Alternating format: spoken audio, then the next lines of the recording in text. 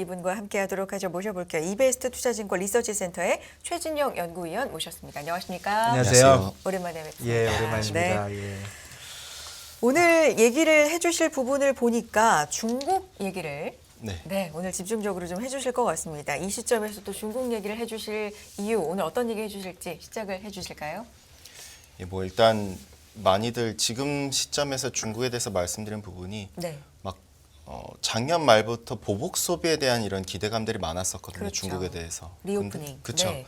근데 실제로 시장에선 그걸 기대감을 갖다 다 선반영하면서 주식시장 선반영했었고 그러면서 특히나 이제 춘절 앞두고 그 전까지만 하더라도 중국이 뭔가 소비를 해줄 거야에 대한 기대감이 커져 있는 상태인데, 근데 지금 시장에서는 이제 좀 경계심을 가지기 시작했어요. 즉 의구심이죠.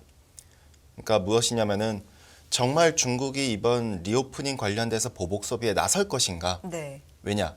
춘철 기간 동안 실제로 중국인들이 소비한 걸 살펴보면은 인구의 그러니까 유동 인구는 많아진 건 사실이지만은 네. 실제로 소비한 게 많으냐에 대해서 팩트를 갖다가 놓고 봤을 때 그렇지 않은 부분들이 점점 확인되고 있거든요. 아, 예. 즉 중국 내에서의 여행 매출만 놓고 보더라도 여전히 2019년을 갖다가 하회하고 있고, 네. 특히나 중국 내 일부 상가들 같은 경우에는 유동 인구가 많아진 건 사실이지만 윈도우 쇼핑, 즉 그냥 보고만 가는 현상들이 계속해서 나타나주고 있거든요. 그렇기 때문에 정말 중국인들이 이번 리오프닝과 관련해서 보복 소비에 나설 것인가? 저축률이 저렇게 높은데 소비하지 않을까? 그런데도 왜 소비하지 않는 것이지?에 대한 의구심을 갖다 먼저 털고 가야 되지 않겠는가?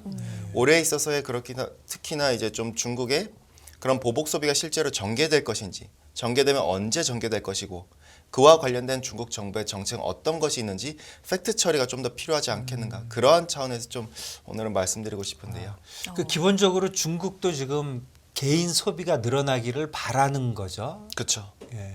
중국도 일단은 아무래도 중국의 GDP에서 소비가 차지하는 소비의 기여도 측면에서 보면 거의 한 60%가 되기 때문에 중국 정부 입장에서는 이 소비를 통해서 경기의 하드랜딩을 막고자 하고, 특히나 올해 9월까지도 여전히 대외 경기 자체, 즉 최종재 최대 소비국인 미국의 경기가 여전히 수요단에서, 왜냐면 크레딧 카드 연체율이 계속 올라오는 상황에서 디맨드가 약할 수가 있다라는 식의 접근을 본다면은 중국 역시도 수출 기여도가 그렇게까지 작년만큼 크지 못할 걸 알고 있거든요. 네. 그렇다면은 소비나 또는 투자가 뭔가 해줘야 된다라는 방향성으로 중국 역시도 접근하고 있다라고 볼 수가 있겠고요. 그러면 그동안에 기대했던 것보다 이렇게 소비가 안 따라가는 이유는 어떻게 보고 있습니까? 저희가 봤었을 때는 정말 그냥 간단하게 심플합니다. 결국 고용에 대한 문제다. 즉 중국인들이 왜 저축률이 높을까에 대해서 우리가 먼저 고민이 필요하다고 저는 보거든요. 예. 그러니까 어째서 저축률이 저렇게 높지? 왜지? 저게 단순히 소비로 연결된다가 아니라 뭔가 중간고리가 빠졌거든요. 결국 저들이 소비를 갖다 연결하려면은 무언가 돼야 되는데 그게 무엇일까 보면 결국 고용이죠. 중국의 저축률과 실업률을 같이 그려놓으면 차트가 동일하게 갑니다. 무슨 말이냐면은 우리가 자체적으로 불확실성이 가지고 있으니까 소비에 선뜻 나서기 어렵다라는 사실이죠. 우리가 지난해 코로나 기간 동안 실제로 중국인들이 제로 코로나 정책 때문에 소비를 못한 것도 문제가 있었지만은 가처분 소득도 같이 빠졌거든요. 그 말즉슨 미래에 대한 불확실성이고, 그렇기 때문에 IMF도 이번에 보고서를 통해서 중국인들의 소비가 위축된 부분은 결국 고용의 문제다. 시진핑 주석도 그렇기 때문에 지난 1월 달에 회의에서 중국인들의 이제 고용의 안정이 먼저 우선시되고 그 다음에 소비를 유도해야 된다라는 대책을 마련하라고 주문을 했었겠고요. 이 같은 일련의 정책들, 그렇기 때문에 이제부터 정책이 저희는 좀 더 중요하고, 그렇기 때문에 1월 달 열렸었던 지방정부 양회가 더더욱 중요하겠구나, 이렇게 좀 접근할 수가 있겠고요. 3월에는 또 양해 예. 개막을 앞두고 있기 때문에 이 부분을 그렇죠. 다시 한번 짚고 갈 필요가 있을 것 같은데, 그러면 현재 상황을 지금 대략적으로 말씀해 주셨는데 정확하게 뭐 소비는 어떻고 저축률은 어떻고 기대만큼 어떤 부분이 안 따라오고 있는 거고, 이런 부분을 이제 정리를 쭉 해주시면 좋을 것 같습니다. 지금 어느 시점에 와 있습니까, 중국은? 중국은 사실 여전히 경기단에서 어떻게 보면은 하드랜딩 리스크에 여전히 위치해 있습니다. 사실 중국은 지난 2년 동안 리세션 상황인 게 사실이었고요. 그럴 수밖에 없고요. 그렇죠. 네. 이 상황에서 이제는 탈피하고자 해서 바닥권에 위치했다라 볼 수가 있겠는데 네. 중국은 그렇기 때문에 이번 지난 1월 달에 열렸었던 31개 지방정부의 양회에서 네. 이 문제를 타개하고자 내수 확대 정책을 작년과 동일하게 강화해놨고 더불어서 이걸 갖다 극복하고자 왜냐 소비도 안 따라주고 있고 투자도 안 따라주고 있고 왜 투자는 인프라만 작년에 열심히 굴린 것이지 사실 뭐 부동산 개발 투자도 완전히 부진하고 근데 소비를 갖다 부동산이 리딩을 하는데 부동산 경기가 결국 박살난 상태거든요. 그렇죠. 이걸 어떻게든 재활성화시키겠다는 목적이 중국 정부의 의도라고 볼 수가 있겠고요. 네. 그래서 이번 1월달 지방정부 양회에서 정책의 메커니즘을 그러면 변화시키겠다라고 메시지를 던졌다라 볼 수가 있겠고요.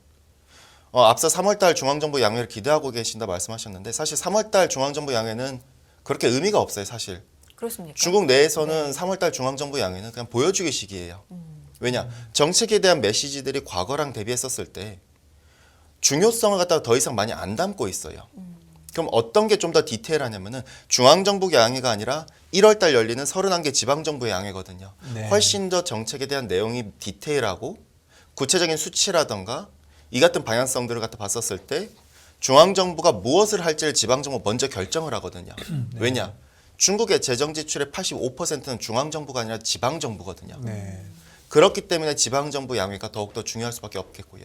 그게 1월에 맞습니다. 있었고요. 지난 1월 달에 폐막을 했었겠고요. 네. 그때 핵심은 부양책은 부동산에 이렇게 많이 가 있던 건가요? 그렇죠. 결국 뭐 크게는 세 가지인데요. 네. 단순하게는 첫 번째는 리오프닝과 관련된 보복 소비를 위한 지원 정책. 예를 들어서 소비 쿠폰이라던가 소비성 지원 대출이라던가 그리고 인프라와 연계시켜가지고 즉 지하철이겠죠. 지하철 인프라와 연계된 소비, 즉 네. 도시 소비 활성화라던가 네. 이건 뭐 보복 소비의 일환이라 볼 수 있겠고 두 번째는 앞서 말씀하셨던 결국 부동산이죠. 부동산 경기를 어떻게든 재활성화, 결국 GDP의 30에서 35%를 차지하고 소매 판매에서 38%를 차지하는 게 부동산 관련된 내구재 소비이기 때문에 부동산을 어떻게든 재활성화 시켜야만이 중국의 경기 하방 리스크가 완화될 수 있거든요. 네. 결국 부동산의 정상화를 갖다 정책을 이번에 메시지를 던졌었고 그리고 세 번째가 제일 중요한 고용 정책이죠. 고용과 대책과 관련해서는 조금 더 디테일하면 뭐 리오프닝 관련돼서 고용의 66%를 차지한 서비스업이 뭐 회복되는 건 맞아요. 그리고 미국과 기술 갈등이 있기 때문에 기술 자립을 위해서 기업들에 대해서 뭐 세제 혜택이라든가 법인세 감면이라든가 면제라든가 이 같은 정책을 갖다 통해서 이들의 기술 인력을 양성해서 고용을 또 유도하려고 해요. 근데 가장 중요한 핵심이 고용에서는 노동시장 유연화를 갖다 담고 있었어요. 네.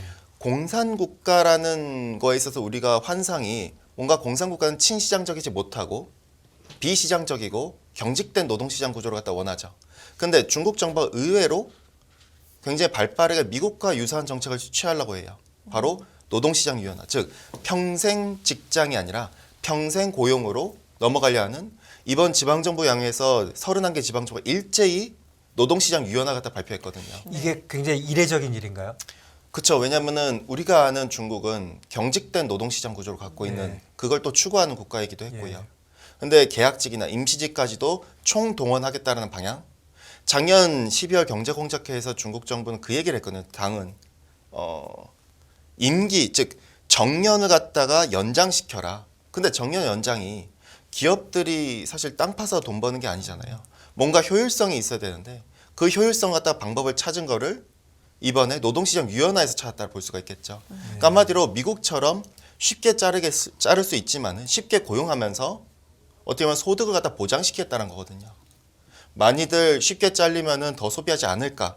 근데 반대로 그럼 미국은 왜 저렇게 열심히 소비를 할까에 대해서 생각을 해보면은 쉽게 잘리더라도 쉽게 빠르게 고용되고 그 고용에 있어서의 정책에 있어서도 정부가 목숨을 걸고 그걸 지키려고 하거든요. 미국은. 그럼 중국도 그렇게 바꾸겠다라는 거예요. 결국 중국의 정부의 이 같은 노동시장에 있어서의 친시장적인 정책에 있어서는 굉장히 유의미한 부분. 일단 지방정부가 먼저 이렇게 발언을 했다라는 거는 중앙정부도 이에 관련된 대책을 갖다 좀 더 자세하게 앞으로 3월 이후부터는 나올 수 있다라 볼 수가 있겠고요.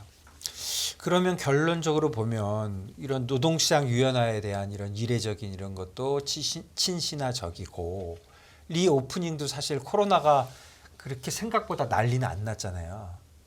사실 코로나가 어느 정도 잡혔다고 지금 봐지고 이럼에도 불구하고 별로 안 좋은 거네요. 그렇죠. 왜냐면은 지금 현재로서는 예. 경기 지표만 놓고 보더라도 정말 형편없어요, 사실은. 네. 일단 앞서 제가 말씀드린 대로 부동산 경기 지표만 놓고 보더라도 경제의 30에서 35%를 갖다 가중치를 두고 있는데 이들 딴에서 지금 부동산 관련 고용은 소비라든가 이런 부분은 아예 그냥 박살이 난 상태죠. 그럼 우리가 단순히 부동산으로 볼 게 아니라 우리가 집을 사면은 그러니까 부동산 건설과 건자재와 여기에 사용된 자재 이런 것들 고용과 원자재만 소비되는 게 아니라 집을 사면 내 집이 생기면은 사람들은 인테리어를 해요. 인테리어하고 내 집이 생기면은 새로운 가구를 들여놓죠. 그리고 가전기기, 전자기기, 마지막으로는 새로운 자동차를 사요. 이게 과거에 봤었던 모든 나라들의 소비의 행태거든요. 예. 근데 그와 관련된 그러면 고용이 다 연달에 있기 때문에 근데 이들이 지금 무너진 상황에서는 무언가 변화가 필요할 테가 분명하겠죠. 특히 31개 지방정부의 이번 실업률을 갖다 놓고 보면 여전히 내려가질 않고 있어요. 네. 여전히 코로나 상황과 동일하거든요. 네. 이걸 그러면 역점을 변화시키려면은 그래서 봤었을 때 리오프닝은 불가피한 선택이었다 저는 봐요. 왜냐 지방정부의 재원의 60에서 80%가 부동산인데 네. 그런데 지방정부 단에서도 지난 3년 동안 강도 높은 제로 코로나 정책 하다 보니 방역활동 예산이 거의 다 고갈돼 버렸어요. 그러니 불가피하게도 부동산 경기 재활성화 지방정부 차원에서도 선택이 필수였겠죠. 그렇기 때문에 모든 게 봤었을 때 이 같은 부동산, 고용, 보복 소비 사실상 부동산이 가장 큰 초점의 좀 중심에 있다라 볼 수가 있겠고요. 그럼 1월에 그렇게 이제 지방 정부들이 그 양해를 했고 하니까 지금까지는 아직 부양책의 효과가 덜 나지만 앞으로는 좀 날 수 있다 이렇게 보십니까? 예, 일단은 지금은 사실 부양책의 기대를 논하기는 좀 어렵다 봐요. 현재로서 뭔가 당장 효과가 나오기에는. 네. 왜냐하면 지방정부가 1월달에 이제 막 폐막을 했고 네. 정책에 대한 메시지를 갖다 던져놨고 일단 중앙정부가 그거에 있어서 큰 테두리에서 얘기를 해줄 거예요. 네. 근데 저는 중국의 부양책의 효과는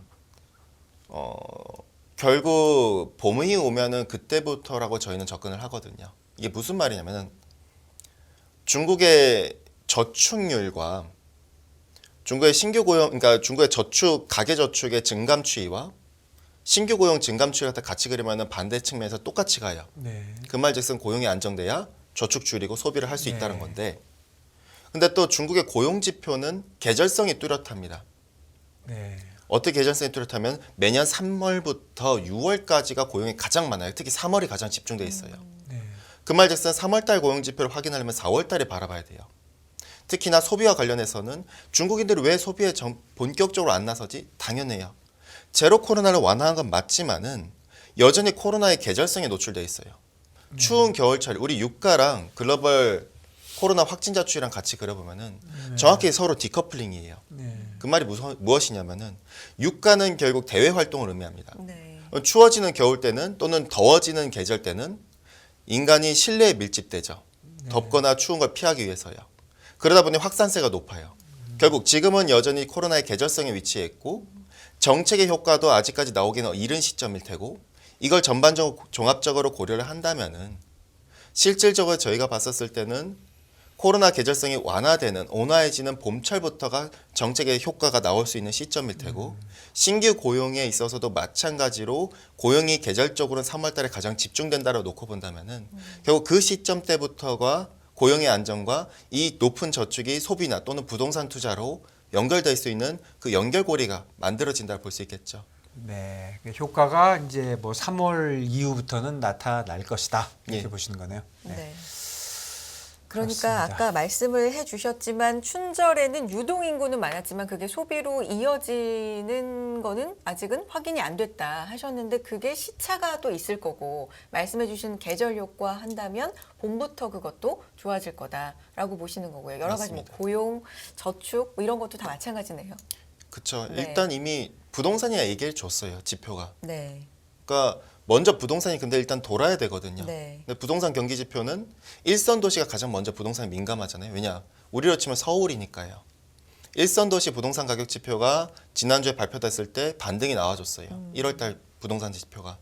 그 말즉슨 이제 뭔가 정책에 있어서 작년에 부동산 완화인 게 효과가 이제 조금씩 나오고 있는 거고. 1월 달에 그럼 반등이 진짜 최초의 반등인가요? 쭉 내려오다가? 맞습니다. 예. 왜냐하면 12월 달까지 계속해서 내려가는 상태였었으니까요. 예. 그러면은 1선 도시가 먼저 반등했다라는 거는 앞으로 2선 도시 역시도 마찬가지로 이 같은 효과가 가능하다라는 건데 결국 순차적으로 정책이 완화되면은 부동산에 있어서 효과가 나타나면은 부동산의 반등은 중국 정부에 있어서 재정 지출의 85%를 담당하고 지방 정부가 네. 그 지방 정부의 재원이 60에서 80%가 토지인데 토지의 반등은 결국 중국 지방 정부의 토지 재원의 회복이고 이게 소비 부양책으로 연결될 수 있는 여력이기 때문에 그 같은 부분에서 선순환 부분을 갖다 놓고 본다면은 저희가 봤을 땐 1월 달에 일선 도시 반등 못해도 그러면 4월 달부터 유동인구 올라가면서 결과적으로 주택 거래량도 개선되면서 그때부터는 경기가 좀 더 도는 그림으로 접근해야 되지 않겠는가 볼 수 있겠죠.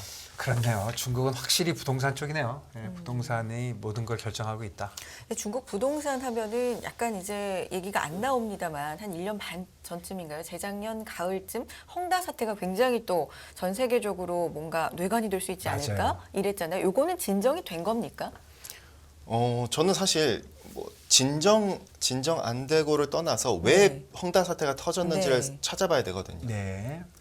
헝다 사태가 터진 이유는 부동산 경기가 안 좋아서가 아니었어요. 그냥 정부가 죽인 거였어요. 2020년 8월 달 초에 인민은행 총재가 대놓고 나서서 부동산단에서 기업들을 대상으로 디레버리징을 실시한다 발표를 해줬었거든요. 그때부터 중국은 사실상 무너진 거였어요. 왜? 중국의 경기에서 사실 어느 나라든 동일하지만은 부동산이 차지하는 그 영향이 큰데 요걸 무너뜨리겠다라고 봤었거든요. 물론 불가피했었긴 했어요. 결국 재무구조단에서 건전성을 갖다가 위한 거니까요. 근데 그게 조치가 나타나고 정확히 1년 만에 헝다리스가 터졌죠. 즉 정책의 효과의 시차죠. 그럼 지금은 어떤가 봤었을 때 중국이 언제부터 부동산을 갖다 완화했지에 대해서 우리가 고민해 보면은 그러면은 중국의 디벨로퍼들의 상황이 심각한지 안 심각한지를 쉽게 알 수 있어요. 즉 정확히는 2021년 9월 달부터 지방 정부들이 먼저 가장 취약한 4선 도시, 3선 도시를 중심으로 부동산 규제가 완화가 됩니다. 먼저 수요단에서 왜냐 문제가 발생하니까요. 그러니까 신용경색이 디벨로퍼 단에서 먼저 발생했는데 문제는 디벨로퍼의 매출에 문제가 발생하는 실수요도 문제가 발생했거든요. 네네. 그러다 보니 3선 도시와 4선 도시가 2021년 9월부터 규제를 먼저 선제적으로 완화하고 뒤이어선 작년 7월 달부터 중앙정부가 나서기 시작해요. 디벨로퍼들도 그렇고 그 다음에 본격적으로 지방 차원에서 규제가 더 완화되겠죠. 대출도 열어주기 시작해요. 다시 또. 디벨로퍼들이 그렇게 대출 안 해주려고 중앙정부가 옥죄 썼는데 이걸 열어주죠. 그리고 올해 1월 달에는 인민은행 총재가 나서서 우리가 분양가가 3개월 연속 하한가를 미칠 경우에는 생애 첫 이제 주택 구매자들에 대한 LTV 금리를 갖다 하한선 해제하겠다. 이 같은 조치를 갖다 놓고 보면은 실제로 그럼 작년 7월부터 본격화된 걸 안다면은 우리가 못해도 올해 7월부터 즉 정책의 어떻게 보면은 시차를 놓고 봤을 때 올해 7월부터 다시 또 정책 효과를 본다면은 디벨로퍼 역시도 그때부터 좀 더 완화되는 수순을 밟겠죠.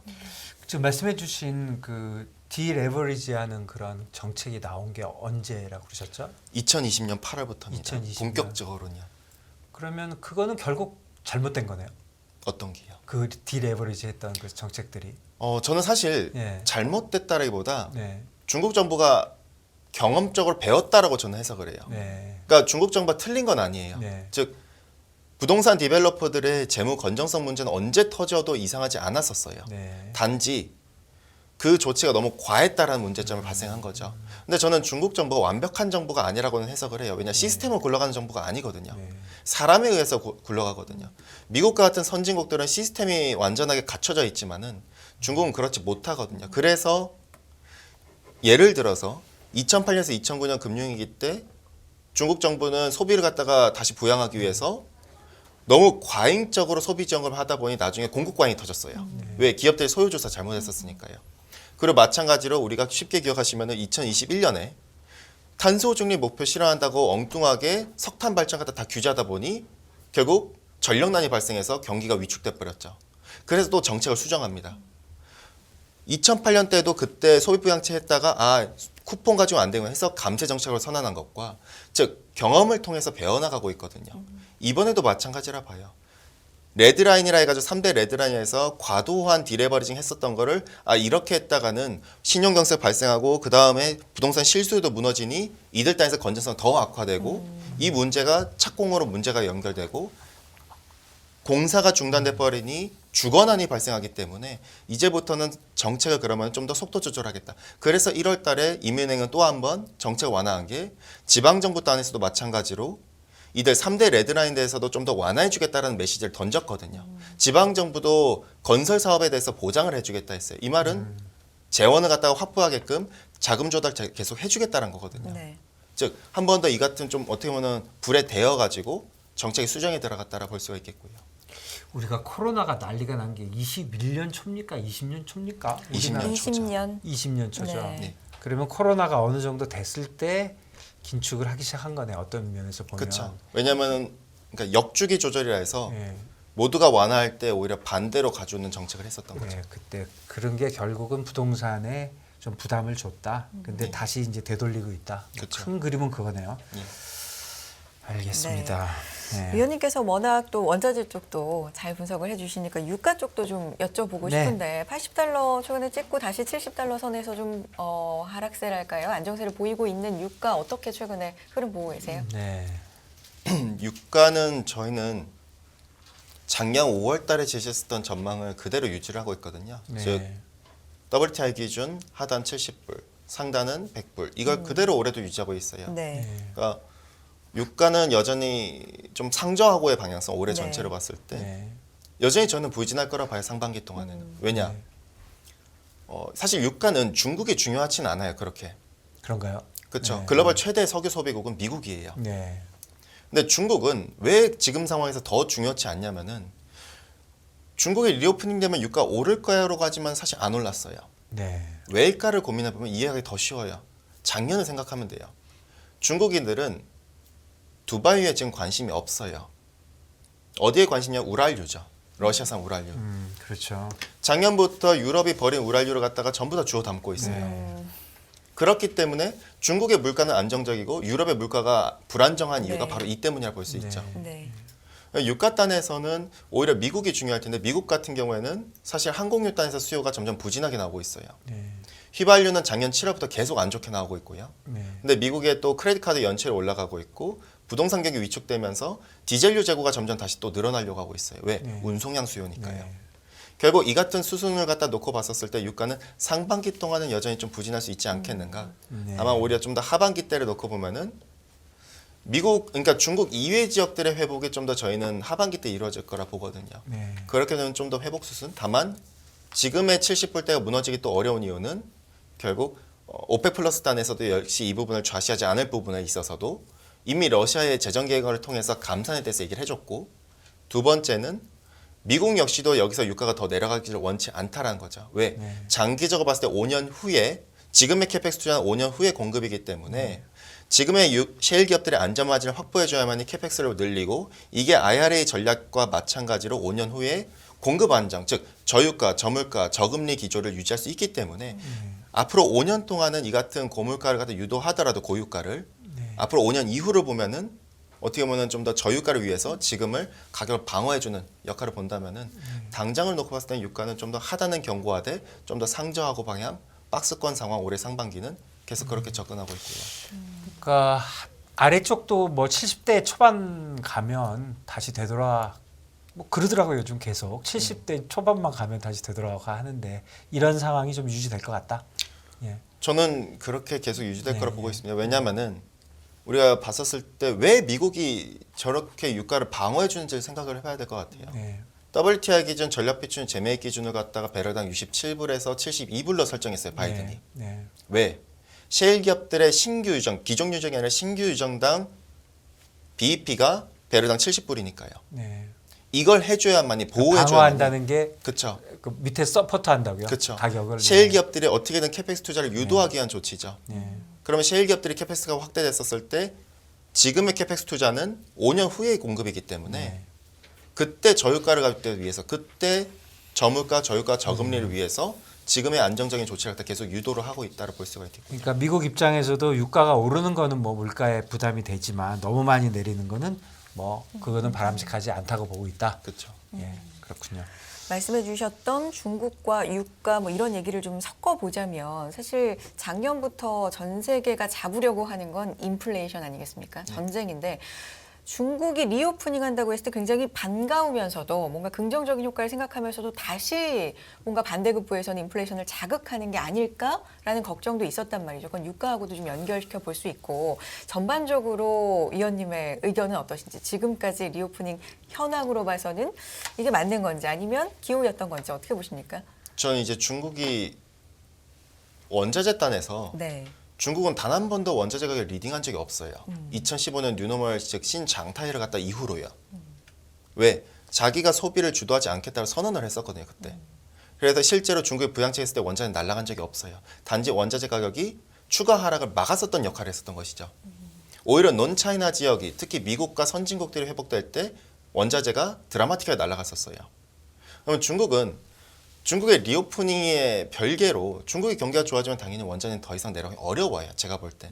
다만 중국의 리오프닝 했다 해서 유가가 더 드라마틱하게 올라가고 이게 물가를 자극해서 페드 단에서 부담을 더 가중시킨다?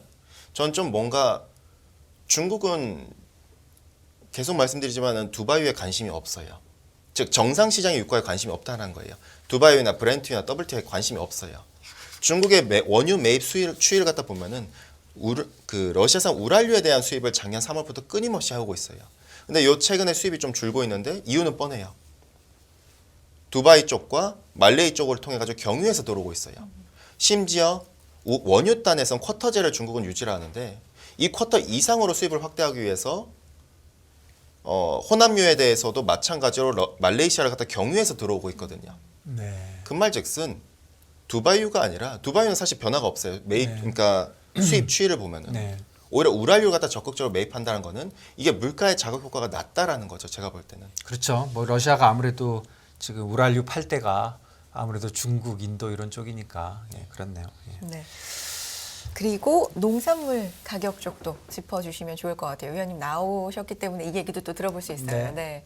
농산물은 저희는 작년 초 때도 계속 기존 규제를 네. 유지하는 게 2023년 최소 늦어도 4월 말까지만 가격이 높고 그 이후 때부터는 레벨 다운이 불가피하다고 보거든요. 네. 결국 지금은 라니냐가 아직까지 후퇴를 안 했으니까요. 다만 라니냐가 어찌됐건 4월 이후부터 후퇴를 하기 때문에 계절적 이슈가 부재하고 두 번째 천연가스 가격과 농산물은 밀접하죠. 왜? 질소계 비료의 원료니까요. 네. 천연가스나 석탄단에서 가격의 하방 리스크가 발생했었기 네, 때문에 네. 이게 결국에는 시차를 두고 농산물의 하방 리스크로 작용하거든요. 네. 결국 올해 내내 식품 물가 같은 게 더 내려갈 수밖에 없겠죠. 마찬가지로. 그러면은 농산물은 레벨 다운을 저희는 계속 봅니다. 다만 드라마틱한 레벨 다운을 보지 않는 이유는 두 가지. 첫 번째, 중국의 리오프닝 상황에서 네. 돼지 사육두수는 늘어날 거예요. 돼지 사육두수가 늘어난다면 사육도와 관련해 가지고 사료양 수요가 늘어나고 사료의 원료인 대두박단에서 주정박이나 그리고 옥수수나 대두 수입이 늘어나겠죠. 결국 이게 디맨드를 갖다 하단을 지켜주고 두 번째 유가가 앞서 말씀드린 대로 과거 저유가를 회기가 어렵다면은 마찬가지 선상에서 바이오 에탄올 땅에서 수요가 여전히 견고할 수 있다라는 거예요. 네. 그렇기 때문에 원당 또는 옥수수 땅에서 가격의 하방 리스크가 완충 역할을 해줄 수 있다.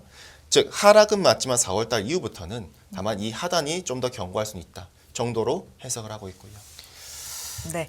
알겠습니다. 자, 오늘 중국부터 국제유가 농산물까지 정리를 쭉 명확하게 해주셨습니다. 이베스트 투자증권 리서치센터의 최진혁 연구위원과 함께했습니다. 위원님 고맙습니다. 감사합니다. 감사합니다.